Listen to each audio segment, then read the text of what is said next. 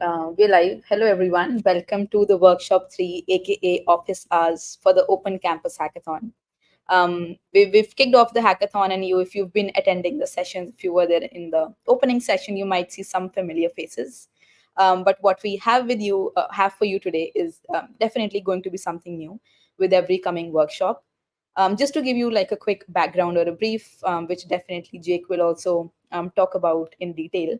But the prize pool for the hackathon is 200K USD, and we're already a few weeks in. We only have 14 days left for the submission. And like I said, currently we're standing at the workshop number 3, which is the office hours. For today, we have with us Jason and Kevin from Arbitrum, Ankit from Ryzen. Hello, Ankit, welcome back. And Jake, who's going to be leading all the flow from Open Campus. Hello, Jake, again. Yeah, on to you. I would love to would love to move ahead with a quick introduction and just setting the flow for the presentation of the office hours today. Yeah, sure. And thank you for having us back, Mashika. I'm just going to bring up some slides I've got and we can go over some introductions as well. Just give me 1 second. Hopefully everyone can now see this. And as Mashika was saying, this is the 3rd workshop for the EDU Chain Hackathon event. I'm Jake and I'll be hosting today, and got some great people up on stage with me. Really appreciate everyone that's tuned in to previous workshops and again for the 3rd and final workshop that we're hosting. Quick reminder about progress so far, which Mashika's already touched on. We are about 2.5 weeks in. Already we have 1,600 developers signed up for our first hackathon event, which we're really pleased about. Lots of you have been booking one-on-one calls, attending some of the workshops we've hosted so far, and a lot of you have been posting your ideas on Twitter as well, which has been really fantastic to see. We've loved hearing the ideas, and it's been great getting to know the guys that have booked one-on-one calls and have been in the Discord as well. So please keep that up, and throughout the workshop today, please post any questions, any thoughts, feedback you have in the chat channels on Binance and on YouTube. And we've got a bit of a live Q&A section at the end, and any questions that we don't quite cover live in the workshop, we can pick up in Discord as well. And before we get into the kind of main content we've got planned, just want to spend a bit of time doing introductions to everyone we've got on stage. So like I said, I'm Jake and I'm marketing lead at Open Campus. Basically, this is like glorified intern, right? That I'm just constantly speaking about Open Campus. I'm super bullish, super passionate, super excited about what blockchain can do for education, and really excited to be hosting another workshop with all you guys, all of our developers that have tuned in. And yeah, looking forward to the next hour. But I'll pass over to Ankit now for a quick hello and introduction before we move on with the workshop. Hey guys, I'm again really excited to be here. Thanks, Jake. And I am head of growth at Ryzen, and I am the self-proclaimed poster boy for EduChain because I have never been to college. I'm self-taught, and I've been able to do some decent stuff. So I am really excited about the enthusiasm, the excitement that I've seen getting built on DoraHacks, on Discord, on Twitter, people building a lot of projects. We'll also be spotlighting a few projects today, which I like a lot. And not just me, the entire EduChain ecosystem guys like and love. So excited about today's session. Kevin, you can go next. Yeah, thank you, NK. Yeah, my name is Kevin. I am founder of HackQuest, developer education community, and we are also part of the big open campus family, and also OCX alumni. Yeah, I think we will share more like exciting news on OCX later as well. Yeah, so really looking forward like more projects joining big open campus family, and also joining OCX. Yeah, I'll pass it to Jason. Thanks, Kevin. Hi, sorry about that. I'm Jason, and today I'm here to help you to understand what is Arbitrum and what is our technology you can use to build on EDU chains. I'm integration engineers from Overchain Labs, so today I'm so glad to be here. Thanks. Yeah, thanks, Jason. You're the star of the show today, and looking forward to learning from you a little bit later in the workshop. But just to give everyone listening a quick overview of what we're going to go through on the next 50 minutes, 60 minutes, We're going to do a quick reminder about what EDU Chain is and some key highlights of the hackathon. Ankit's then going to take us through a project spotlight, so some of the really promising and exciting projects that have been discussed in our Discord channels and posted on social media. We're going to do a bit of a deep dive into those, and then the main chunk of this workshop is going to be a tech clinic with Jason. He's going to give us an overview of the Arbitrum ecosystem, and then we've got some time to go through questions that have been submitted into our Discord channels. And then, like I said, there's a bit of time for live Q&A as well. So if you have got any questions for Jason about anything technical, anything about Arbitrum, or anything about building on EDU Chain, please do submit it in the live chat, and our team will put those through to us and we can answer them towards the end of the workshop. So yeah, please do post those in the chat. And then final thing we're going to do is just go over the key dates and what's next after our third and final workshop in terms of the first hackathon event. So that's what we'll be spending our time doing over the next 50 minutes or so. And just going to now run through sort of 3 or 4 minutes on a reminder about what EDU Chain is and also some key highlights for the hackathon. So for those of you that might be hearing about EDU Chain for the first time, EDU Chain is the first blockchain built for education. This is launched by Open Campus, and EDU Chain is a layer 3 roll-up on Arbitrum Orbit. And we're very proud to say that EDU Chain is powered by Arbitrum. I'm not just saying that because Jason's with us today. It's genuinely an ecosystem that we're very passionate about and glad to be building on top of. And what we're trying to do with EDU Chain is whenever someone thinks of, in education, thinks of exploring blockchain or Web3 technology, we want them to think of EDU Chain, we want them to think of the EDU token, and we want them to think of the Open Campus ecosystem and to come and build with us because we're dedicating so much to the education ecosystem. And the mission there is to bring the $5 trillion education industry on chain. And in doing so, we're hoping to onboard the next 100 million learners into Web3. And of course, we can't do that alone. Open Campus actually started off as a Binance Launchpad project around a year ago, just over a year ago.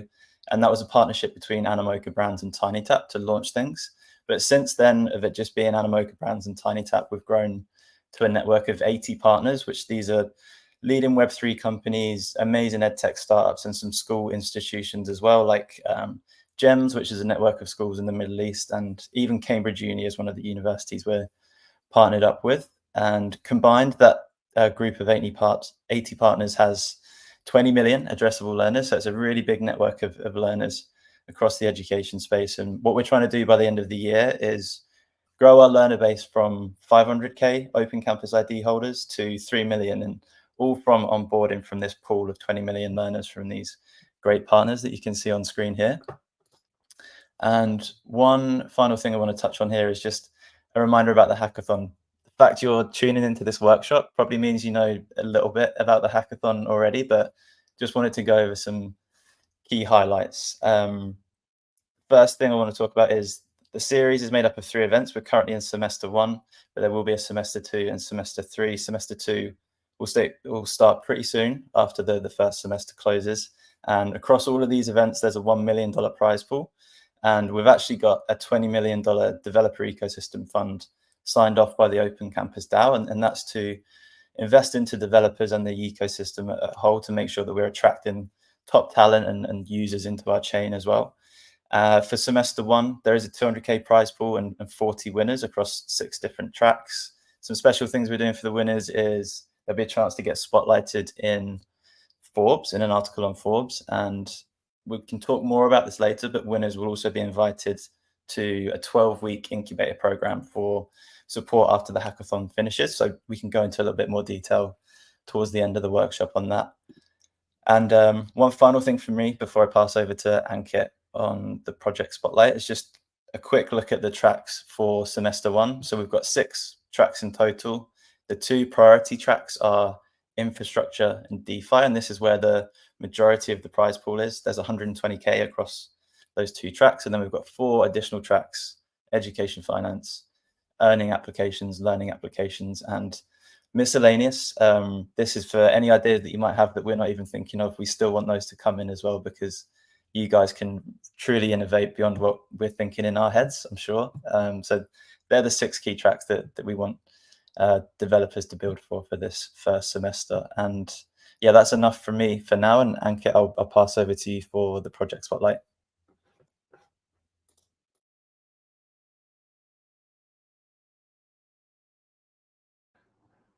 Hey, Jake. Really excited to be here.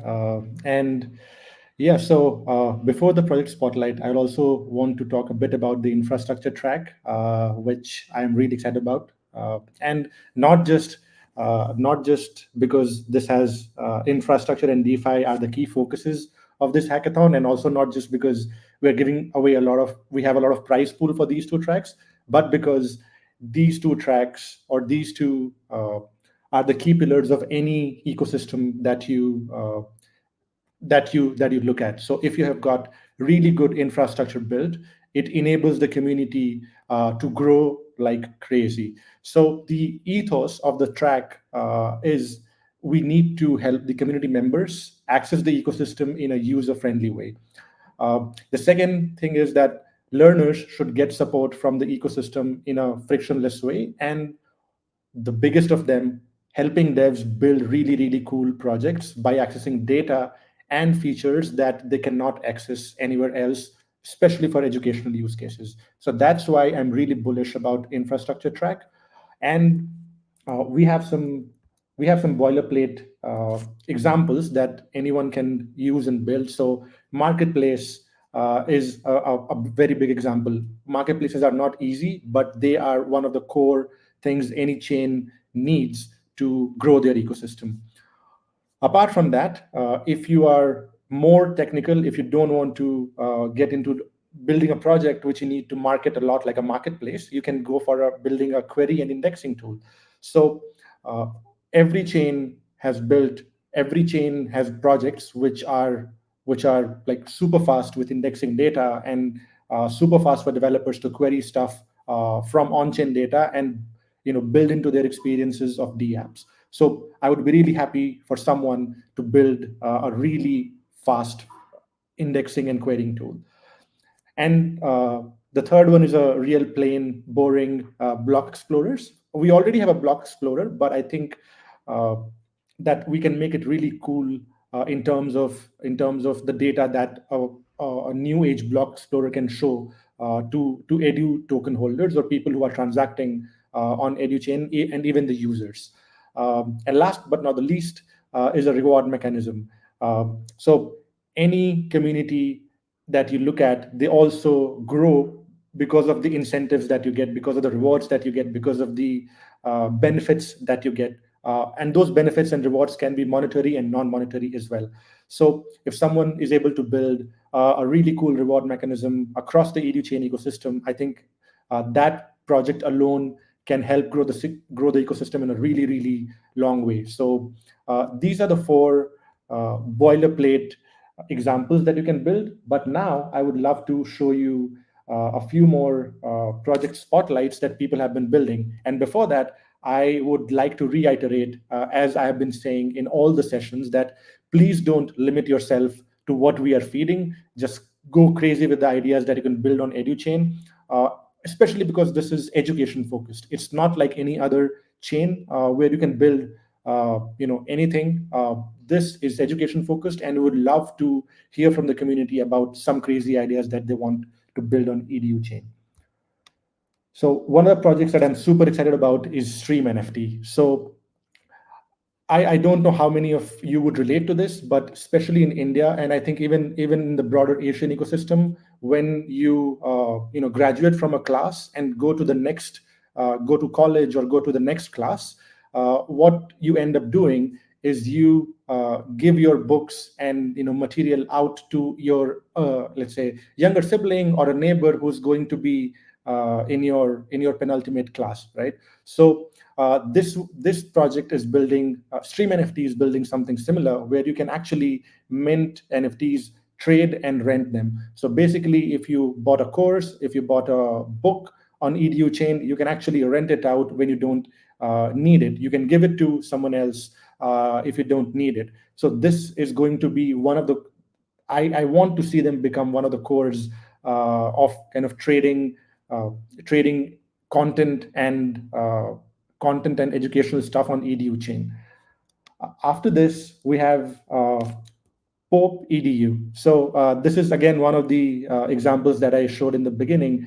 Basically, Pope EDU consolidates and mints edu NFTs from all the credentials that the educational platforms who are building on edu chain will issue. So we already have open campus IDs, and we'll have more. We'll have more and more, credentials building project on top of the ecosystem, and I think this will really help consolidate and build a comprehensive developer profile. So let's say if you if you complete a lead code challenge, if you did 100 days of code on different platforms, Pope EDU can help you help you issue an NFT that shows your credentials, that okay, this guy is legit, and he has done so many achievements on different projects across EDU chain. Now, this is pet favorite of every chain, DeFi, right? I mean, I don't even need to explain it a lot, but I will talk a bit about it as well. So what we're trying to build here is unlock more liquidity to come into EDU chain, and also unlock educational finance. So a lot of communities, a lot of not just communities, but a lot of individuals who lack financial background, they are restricted in terms of their access to education. So if we build something that helps make financing educational products much more easier, I think the unprivileged and underserved communities can benefit out of it a lot. And I would love to see someone building an edify project as well. So some of the examples that you can build. One is your perp decks. Everyone who wants to trade, make a lot of money on EduChain by trading tokens, they would love perp decks. Community folks love perp decks, especially degens, right? So we want a lot of degens to also come be a part of the community. So perp decks is really needed. Then a borrowing lending protocol, or a product where people can borrow and lend stuff. And again, degens favorite, yield walls. So people can come and stake their tokens and earn rewards for securing the network. So these are three really cool DeFi project examples. But again, let's not restrict ourselves. Let's build something cool. So on the spotlight, we have education-focused IDO Launchpad, which is really cool for people to come and launch their which will bring more liquidity, and people can come launch their projects and get traction. We also have a DEX project getting built, which is using Unisoft v4, which is really cool. So I would really be happy to see this project getting bigger. Then, as I was telling you an example of lending and borrowing, so someone is building a lending and borrowing using PNFTs. So this is again the one of the exciting projects. Now the last spotlight of the day is Grasp Academy. So there on Grasp Academy, you can actually learn, earn, and be rewarded for all the activities that you do. So yeah, and this project is not actually one of the ideas. So this is an idea that one of our hackers is building on his own. So I would love to see more ideas like this. So yeah, this is the project spotlight for the day, and I would love to re-invite Jake back on stage to continue the session forward. And I'm really looking forward to seeing more and more projects, and we are going to do even more highlights, project spotlights in the on our Twitter spaces, on our Twitter accounts, on our Discord. So if you want to get spotlighted, just go crazy on Discord, just go crazy on Twitter, and share what you're building in the open.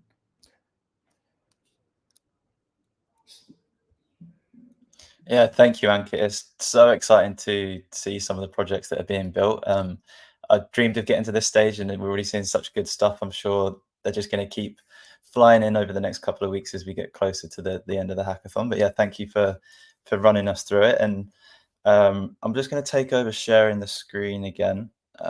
So Anki, you might need to stop presenting yours. And what we want to move on to next is the section with Jason. Jason is from Arbitrum and he's going to be doing a tech clinic for us over the next 40 minutes or so. And before we dive into the Q&A that we've got prepared, we basically put out a form to our developer community in Discord to get some questions pre-submitted, but we do have a bit of time for live questions, and even if we don't get to them all, we can follow up in Discord. So if you've got anything you want to ask Jason, please do post it in the chat channels, and we'll try and get to it a little bit later. But yeah, I'd love to get Jason back up on stage and we can start the tech clinic section of the workshop.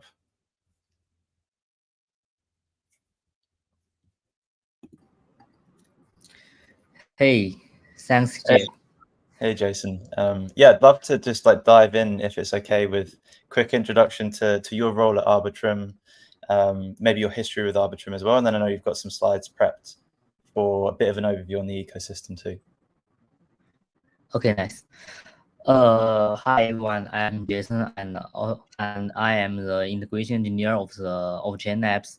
I joined Chain Apps 2 years ago, and I mainly help people to understand what is Arbitrum and how people can build their application on Arbitrum. I also write some developer tools to help the dev to build their applications. For example, we have made many examples like how to use the bridge or how to use the SDK to do some Arbitrum specific things. Okay, so Jack, can you slide the? Okay, thank you. So today I will firstly give you a brief introduction to Arbitrum. So okay, let's start for the Arbitrum Nitro. The Arbitrum Nitro is the base technology of the Arbitrum. It's just like the Go Ethereum of the Ethereum. It helps you to build. It helps you to run your Arbitrum nodes, and it will help your application to run on Arbitrum. We have 4 parts in high level. The first part is the sequencing. The sequencing is just the thing when how your transaction put into the sequencer, and the sequencer will include your transaction and then put it to layer 1 or layer 2, the base 10 of your Arbitrum Orbit. And then we have the Go Ethereum at the core. The Go Ethereum is the same technology Ethereum uses. So we are fully EVM compatible. So if your application can run on Ethereum correctly, then you can also build your transaction, build your dApps on Arbitrum correctly. The next part is the proving. The proving is the part which is used to prove a transaction is correct and used to prove the transaction on the parent chain is correct. For example, if you want to transfer your funds from the child chain, like the EDU chain, to the Arbitrum 1, you need this to prove that you have the right state or the right funds on layer 3 on the EDU chain. So this is the way to protect your funds. And then the rollup system. The rollup system is the core system on Arbitrum. So okay, let's move to the next one. Jack, can you slide the? Okay, cool. So for the section part, it's a high level flow. You can say when your transaction, when you send out the transaction will firstly arrive the sequencer. The sequencer will order your transaction by first in first serve. It won't make your transaction order your transaction by the tips like the L1, but it will just, if your transaction arrive first, then your transaction got executed first. So you don't need to worry about the others want to do some hack to your transaction by insert the transaction in front of your transaction. So you don't need a guesswork on this. and then the sequencer will batch your transaction to the parent chain. This is the parent chain is the DA system to record all the transactions. So if there is any other things difference, they can use the L1 chain to say, oh, which transaction is correct and which the correct order is. Then after that, the validator will collect those transactions which already recorded on the parent chain and then executed them. After that, the validator will put the correct state on layer 1 or the parent chain to make sure that the parent chain know what is the correct state of the layer 3 system or the layer 2 system. Okay, so the next part is Go Ethereum at the core. The Go Ethereum at the core is the one that we use to provide the basically EVM compatible for the technology.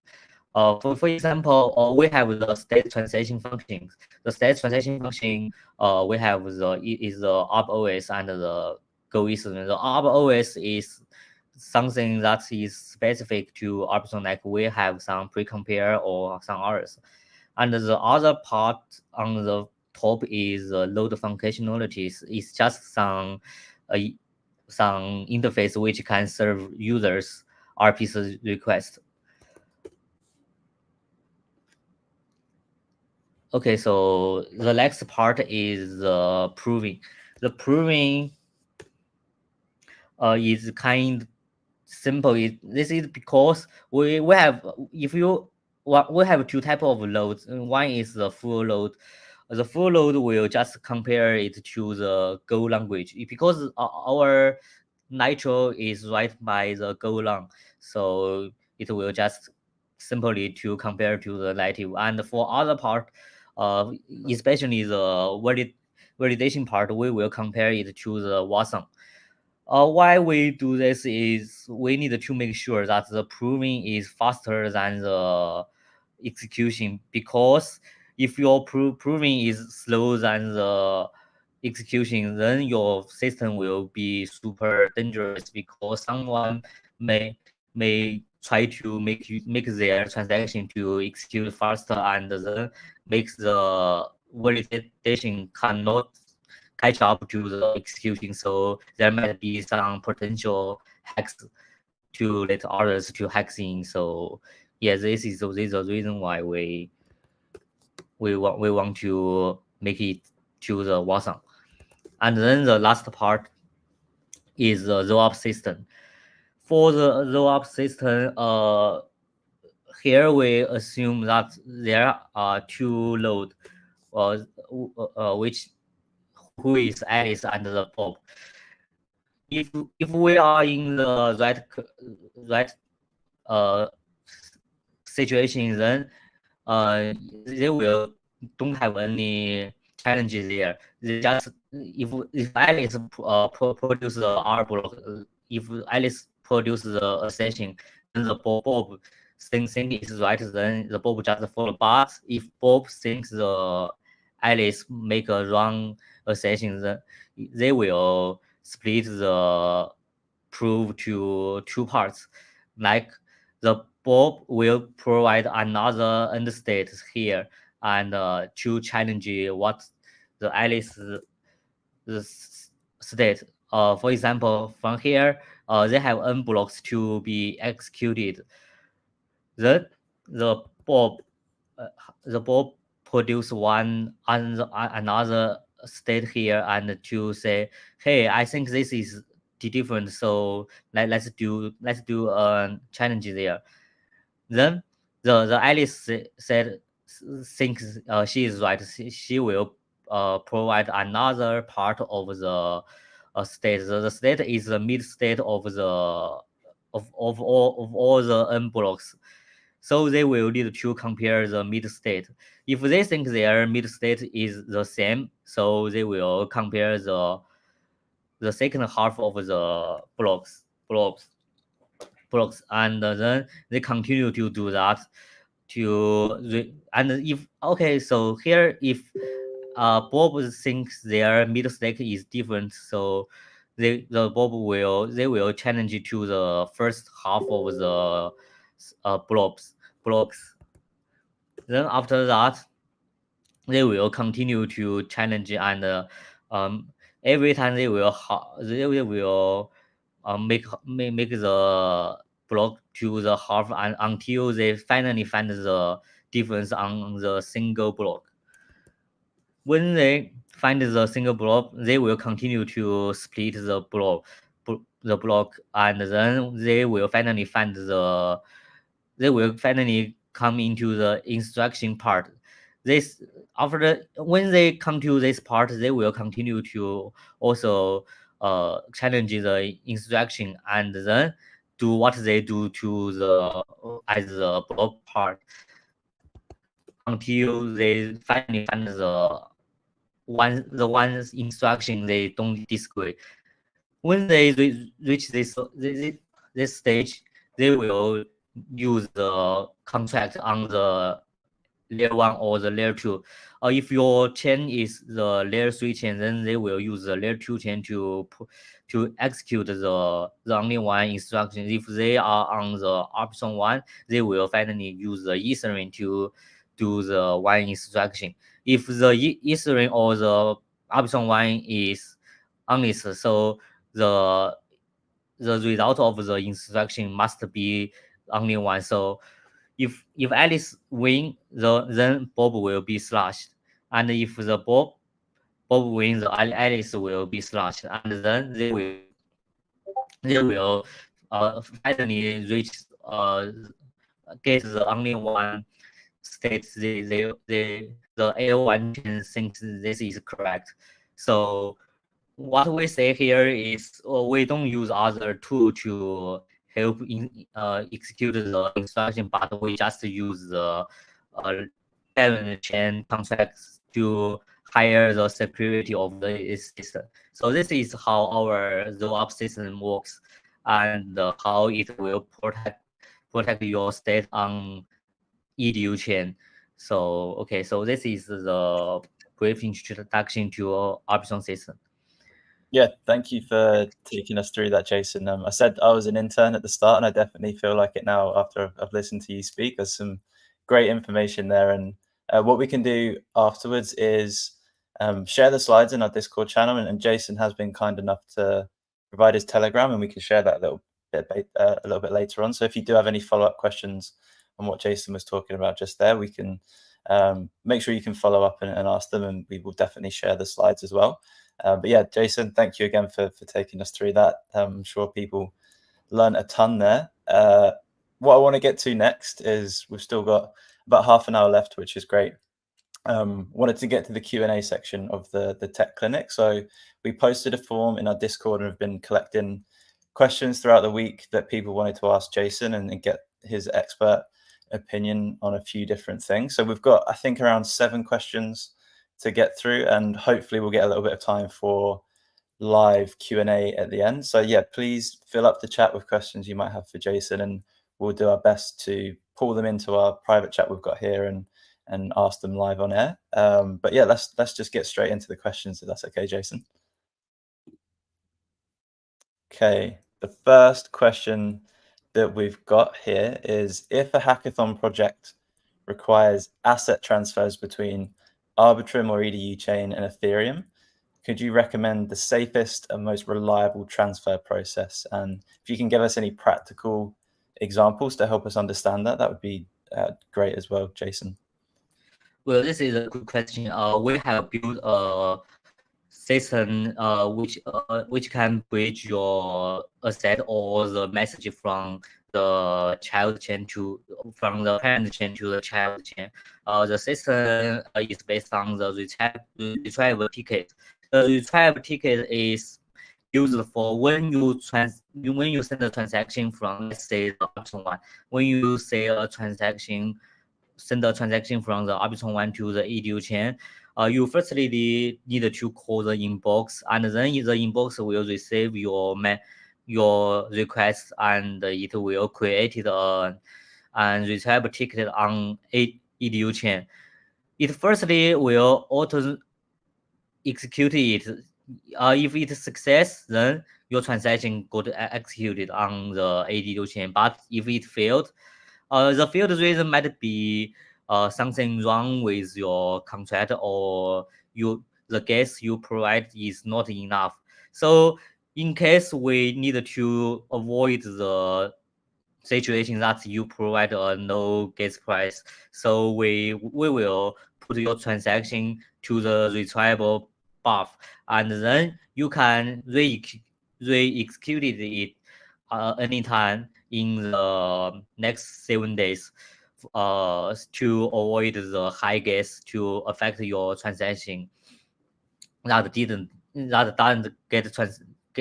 doesn't get included on layer 3.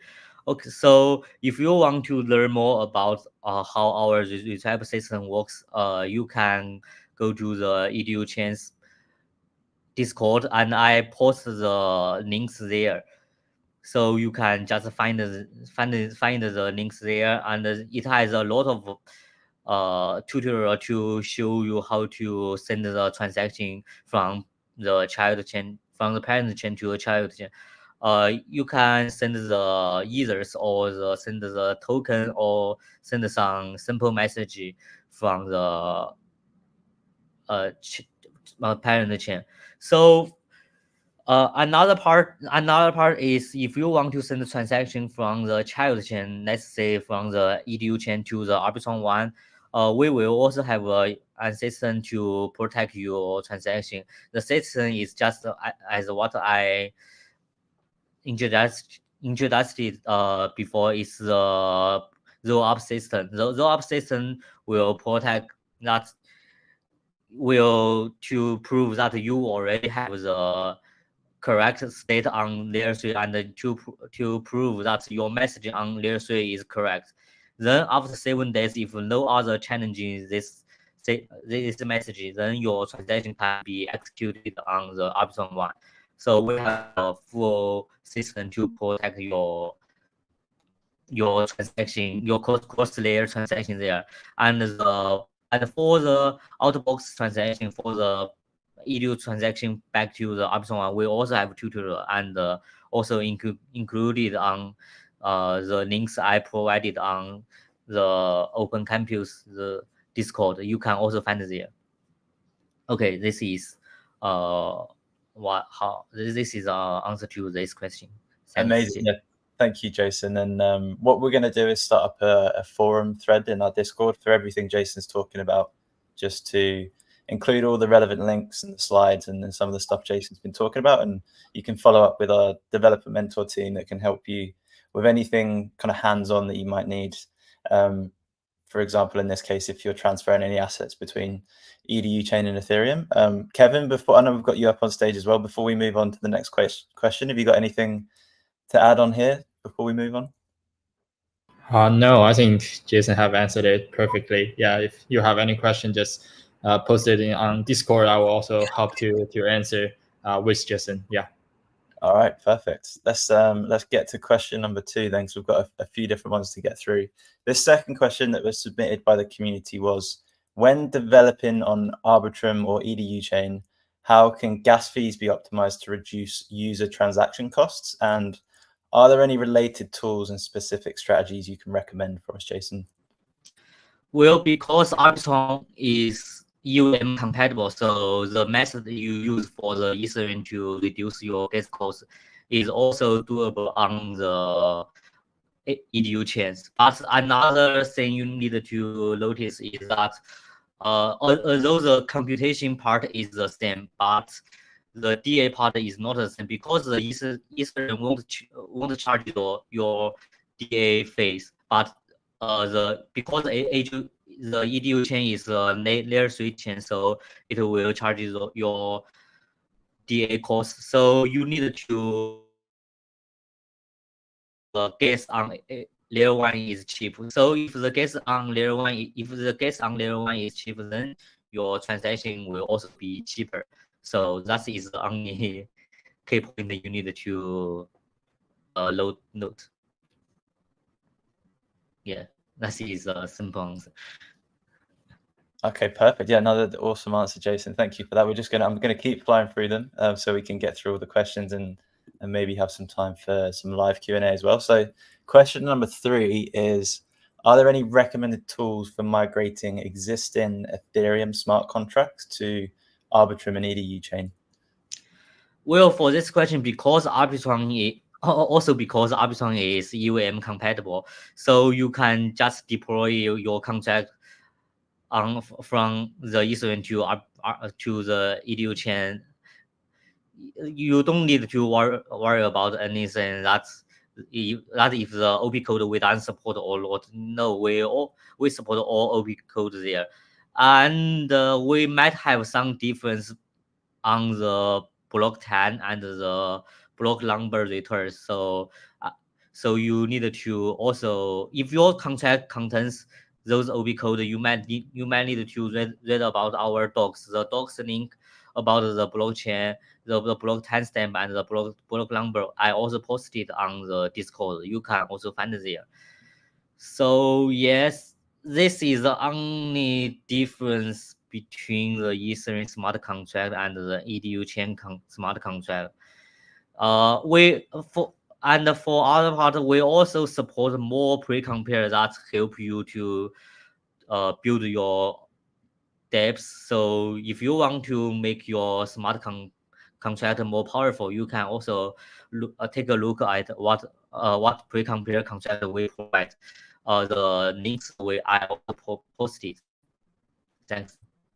Okay, perfect. So yeah, if you're already building on Ethereum smart contract, sounds like it's fairly easy to bring it over to Arbitrum and EDU chain, and anything you do need to tweak, there's documentation for it. And again, we'll have that in Discord so you can dive straight into that and get those smart contracts across. Right, let's get on to question 4. This one is about how does Arbitrum and layer 3 transactions finality time compared to Ethereum?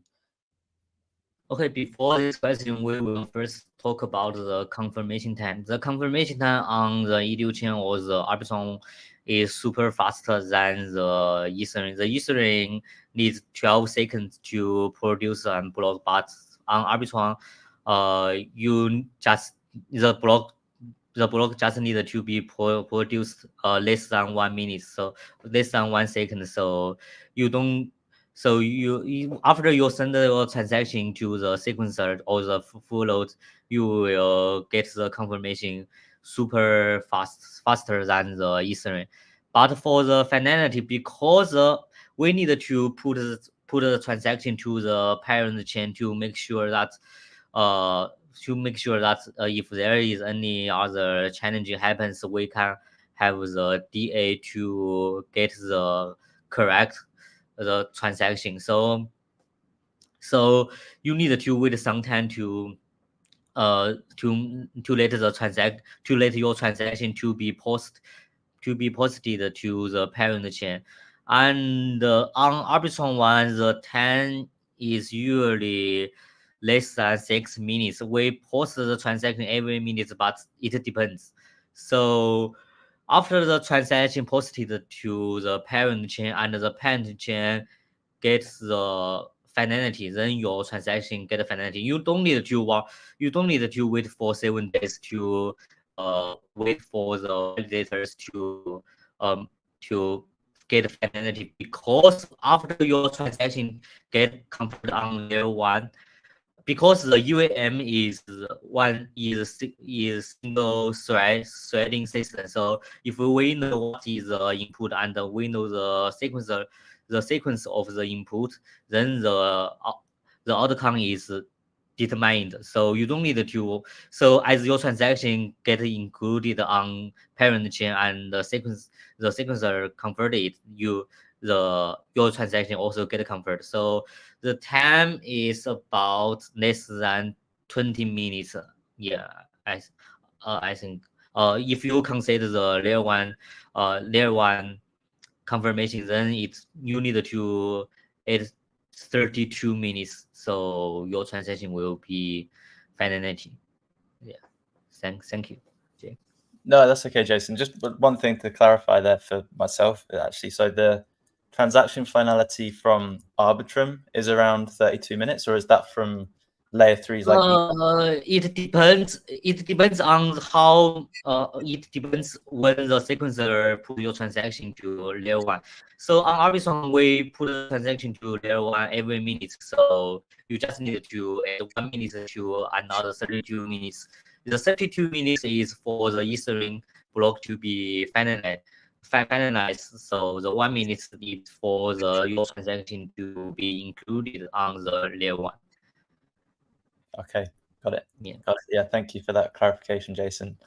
Okay, I will also put a docs about this later on the Discord. I forget to put this, and yeah, I will put this later. Perfect. Thank you, Jason. Yeah, the more links you can chuck in that Discord, the better for our developers. So yeah, thank you.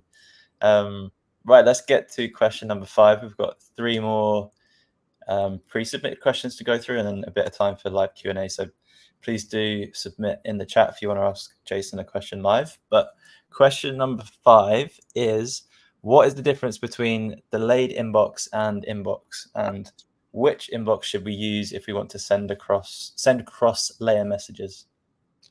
Okay, in normal situation, you just need to use the inbox contract is okay, because the delayed inbox is used for if the sequencer censors your transaction and your transaction can't be included on layer 2, you can use the delayed inbox to force include your transaction to layer 2. But in the normal case, if you just want to send some cross layer transaction like the retrieval ticket, yeah, you don't need to worry about what is the delayed inbox or the faster inbox.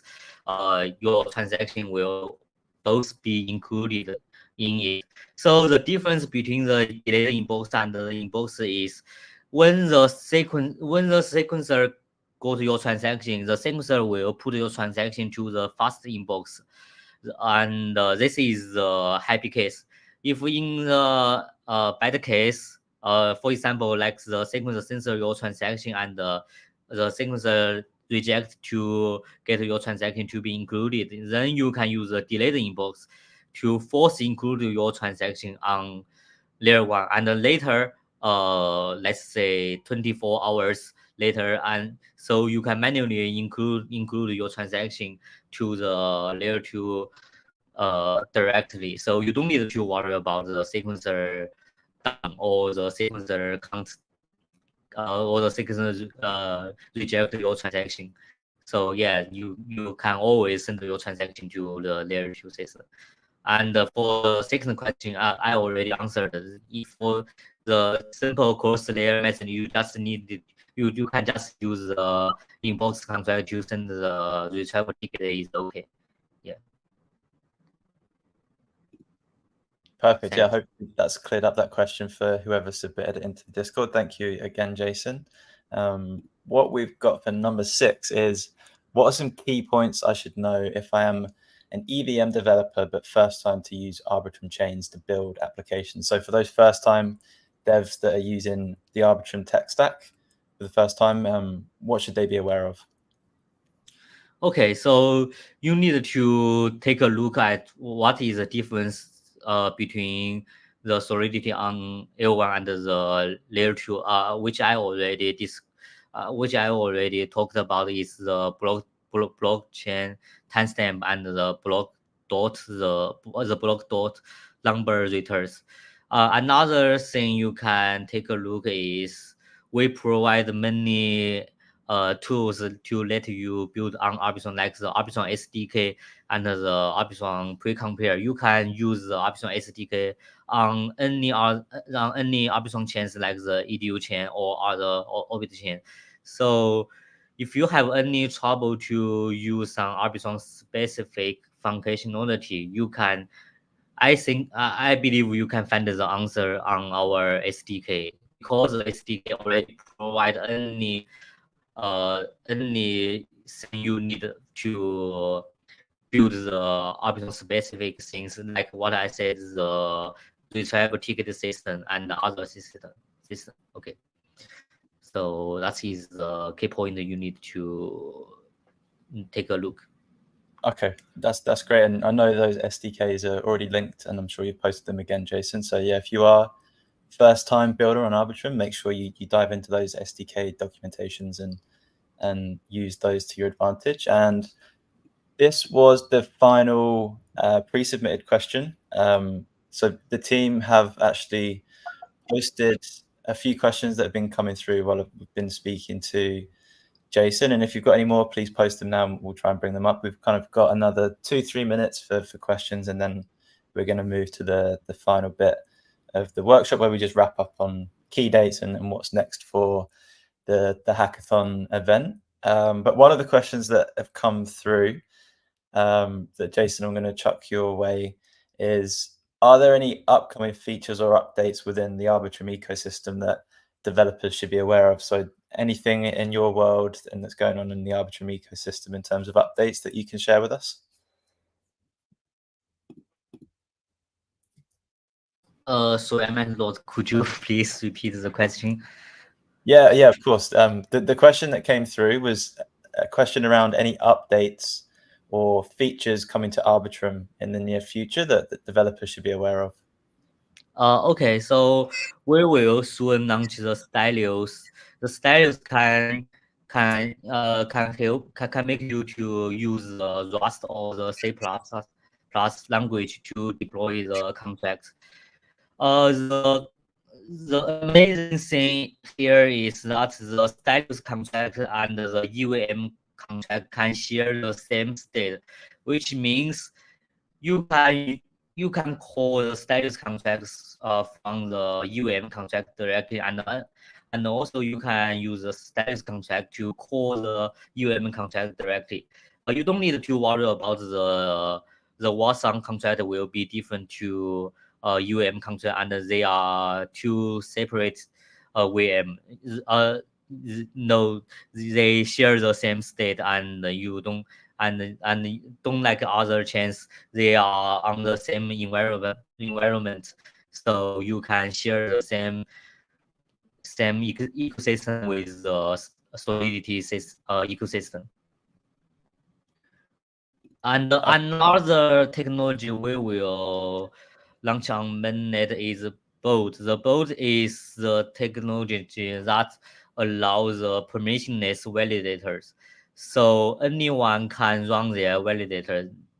They don't need any whitelist or other permission to be granted. You can just run it. Anyone can run it. Anyone can be here to challenge a state that you think that is incorrect.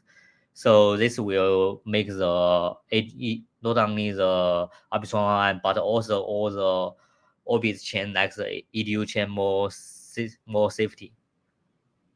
Thanks. Yeah, thanks, Jason. That's really interesting to hear those updates that are coming, and we're getting close to time. So I want to finish up with one question that I'm going to ask to Jason, Kevin, and Ankit as well. And that was a question that came through on the live chat, and it was, what would you build on EDU chain? Which I think is like a really interesting question at this stage in the hackathon. So Kevin, I was going to give Jason a rest from the mic a second. If you were a developer in this hackathon event, what would you be building on EDU chain at this stage? Okay, I will go first. I think I will build an NFT system that can be used on both Arbitrum 1 and the EDU chain. The key point I want to build is NFT bridge. That is super interesting because I think the EDU chain must need a lot of NFT on their chain. So if we can bridge the NFT from the Arbitrum 1 to the EDU chain, that would be an awesome point. So the key point is how you can build the NFT bridge there. So yeah, I think that is super interesting to do. Yeah, thanks. So, yeah, love that idea, Jason. And if there's any devs looking for ideas, you've just got a free one right there that you can act on. Ankit, can I chuck the question over to you as well? What would you be building on EDU chain if you're a developer at this stage in the hackathon? Yeah, I think just to add to what Jason said, so my idea is also be going around NFTs. So I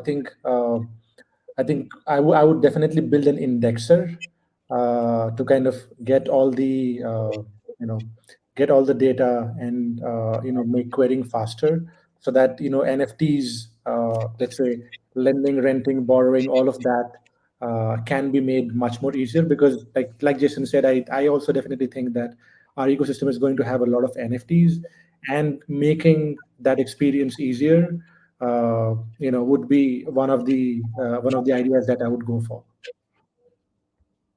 Love it. Love it. Very NFT themed so far.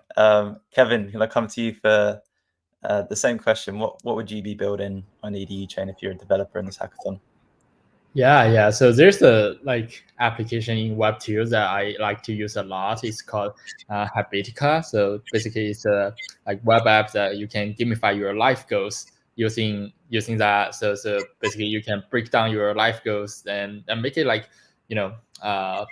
it makes you it makes you feel like achieving the goal is like playing a game or achieving a milestone in the game. So I think I will build something similar to that, but it's on chain and it's more verifiable, but it's also all the record could be on chain and people can attest to it. So yeah, that would be probably something I would like to build. Yeah, that's really cool. Like a Mario Kart Ghost is what I'm picturing in my head, but for education. That's cool. Right, fantastic. And just before we get to the final stage of the workshop, we've just wrapped up the Q&A section, but just wanted to call out, if you are a developer who wants to participate but doesn't have an idea that you think you'll be willing to work on yet, please do come into the Discord. We can help build on your ideas. We're, as a team, got ideas coming out of our heads, so we're happy to share those and arm you with ideas that you can go away and build. So please do just come and chat to us in Discord, ping any of the developer mentors, and we're happy to talk ideas about the things that we want built.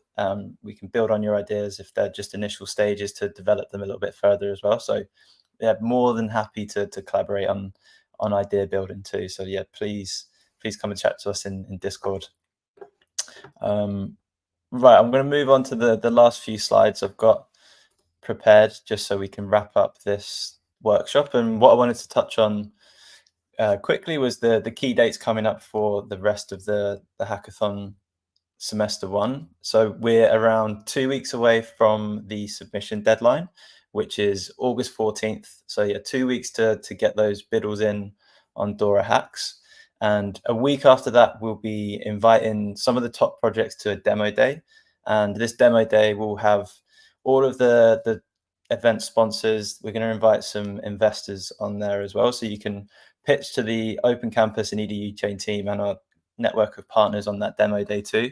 And this will be at the halfway point in the judging process. And after the demo day, there's a week more for judging, and the winners will be announced on the 29th of August. So at the very end of the month of August. And after that has happened, which is the kind of main point I want to focus on here, is that all of the winners and promising projects will actually get invited to the OC Incubator program. This is a genuine accelerator and incubator that's looking to grow projects launching on EDU chain. And what the projects are going to get during that program is one-on-one mentorship with someone from Animoca Brands. There's going to be weekly traction coaching sessions as well. A bit of sales and marketing coaching, also some go-to-market and marketing support to help you bring new users into your products that you're launching with us. A lot of support on community building, and again, any technical support you might need with integrating your dApps on EDU chain. And at the very end of the program, for projects that get all the way through the 12-week course that we've got set up, there'll be an opportunity to pitch for investment in front of Animoca Brands, the Open Campus DAO, and some other VCs that we work closely with. So there's a real big opportunity for those that have gone through that incubator to get follow-on funding to really grow their app on EDU chain. And it's part of what we're trying to do, to build a really close relationship with anyone that's coming through the hackathon event, so that it doesn't just stop when the winners are announced. We want to continue that relationship and make sure that these dApps really can thrive and giving you the support that you need for that. So that's a big thing on the hackathon roadmap, and we hope lots of you make it there, and we're very excited to get to that point. One final thing as well is just, I've talked about it already, but please do join the Discord. This is where you can go to connect with other developers that are building in the EDU chain hackathon. We've got a forum set up so people can connect with teams and find other developers to build their projects with. There's at least 10 developer mentors that you can reach out to for one-on-one support. There's Calendly links so you can have a call with them, or just feel free to chat in the general dev chat in Discord as well. So that's where you can go to get some additional support if you need it. And one ask from me, actually, and one of the team members will post the link to this form in the chat on Binance Live and on YouTube as well, and you can find it in Discord. It's just a 2-minute form, and if you are building or if you have an idea that you want to submit, please do let us know and fill out this form. Anyone that does fill it out has got the chance to have their project spotlighted. We're going to be doing a spotlight campaign on Twitter, which will be shared by our partners like Animoca Brands and some of the other sponsors that you see on the event page. And anyone that does fill it out has a chance to win some EDU tokens as well, just as an extra incentive. But this is a way for us just to understand all of the great things that are being built, and so we can share it with the rest of the community as well. So please do take a look at that form. And the final thing from me here is just the contact page. So you can see all of our community channels and website and Twitter pages as well. And Jason has been very kind enough to put his Telegram up here. So if you did want to follow up with him and ask him any questions based on what's been talked about today, please feel free. He's also in our Discord as well. So there'd be the 2 places you can follow up. And of course, we'll share all of the links that we've discussed and the slides that have been talked through as well. And yeah, that's it from workshop 3. We're just about on time. So yeah, just wanted to say thank you to everyone that's joined and tuned in over the last hour. Really appreciate, Jason, you giving us your time and going through that tech clinic with us. I think definitely taught me a lot, and I'm sure everyone listening, it taught them a lot too. And cheers to Ankit and Kevin for joining another workshop. Thanks for the DoraHacks team for hosting us too. So one final ask, if you are building with us, fill out that form so we can get to know you a little bit better and spotlight your project. And yeah, that's the wrap from us. I'll pass back over to the DoraHacks team to finish up.